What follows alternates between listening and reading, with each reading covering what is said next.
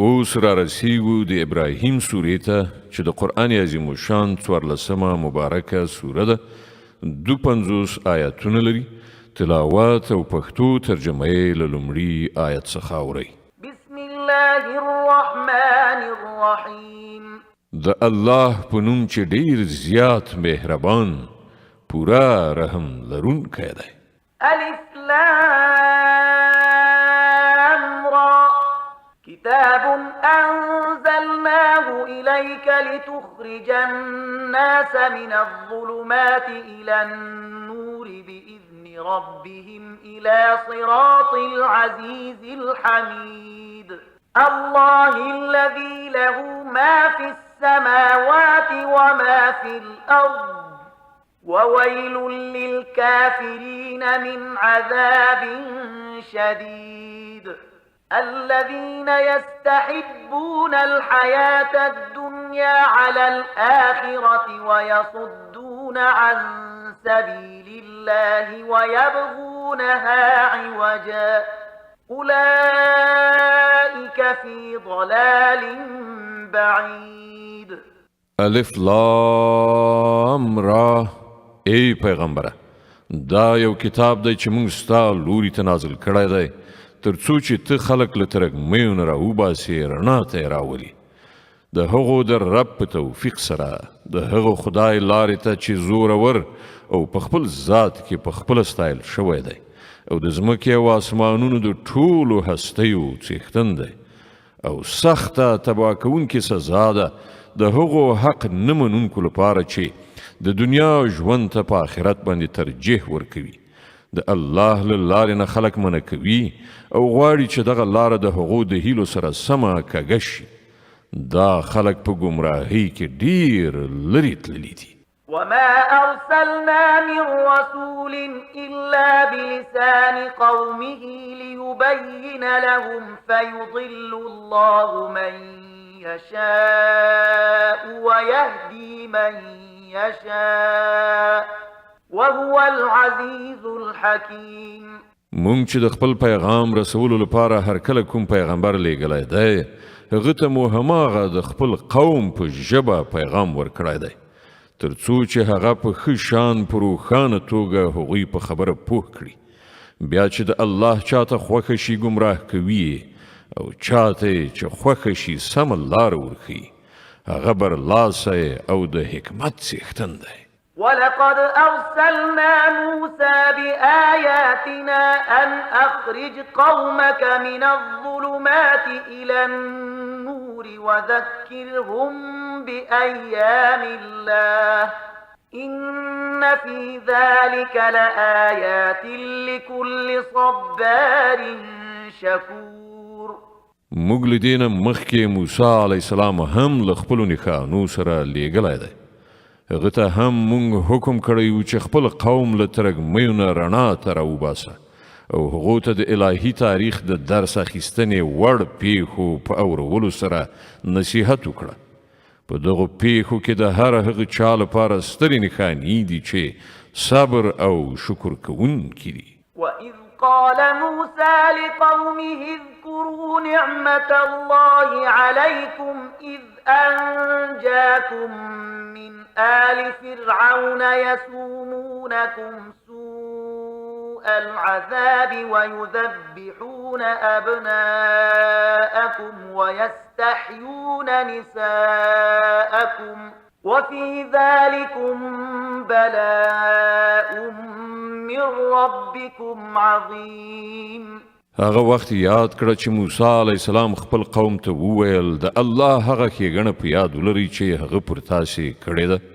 هغه تاسې له فرعونیانو نه وژغورلی چې تاسې سخت ربړولی، ستاسې هلکانې وژل او ستاسې ښځې ژوندۍ ساتلي. په دې کې ستاسې د رب له لوري لوی ازمویښت و. وإذ تأذن ربكم لئن شكرتم لأزيدنكم ولئن كفرتم إن عذابي لشديد. او په یاد ولرئ ستاسې رب خبردار کړي وي چې که تاسې شکر وباسئ نو پر تاسې به لا زیاته پیرزوینه وکړم او که د نعمت ناشکري وکړئ نو زما سزا ډیره سخته ده. وقال موسى إن تكفروا أنتم ومن في الأرض جميعا فإن الله لغني حميد. او موسی وویل چې که تاسې کافر شئ او د ځمکې ټول اوسیدونکي هم کافر شي نو الله بې نیازه او په خپل ذات کې خپله ستایل شوی دی. ألم يأتكم نبأ الذين من قبلكم قوم نوح وعاد وثمود والذين من بعدهم لا يعلمهم إلا الله جاءتهم رسلهم بالبينات فردوا أيديهم في أفواههم وقالوا إنا كفرنا بما أرسلتم به وإنا لفي شك مما تدعوننا إليه مريب. آیا تاسې ته د هغو قومونو حالات نه دي رسیدلي چې له تاسې نه مخکې تیر شوي دي؟ د نوح قوم، عادیان، سمودیان او د هغو وروسته راتلونکي ډیر قومونه چې د هغو شمیر یوازې الله ته معلوم دی. د هغو پیغمبران چې کله هغو ته له روښانه خبرو او ښکاره څرګندو نښانو سره راغلل نو هغو خپلې ګوتې په خولو کې ونیولې او ویې ویل چې له کوم پیغام سره چې تاسې لیږل شوي یاست موږ هغه نه منو او د کوم شي لوري ته چې تاسې بلنه راکوئ د هغه له پلوه موږ په سخت اندېښناک شک کې لوېدلي یو.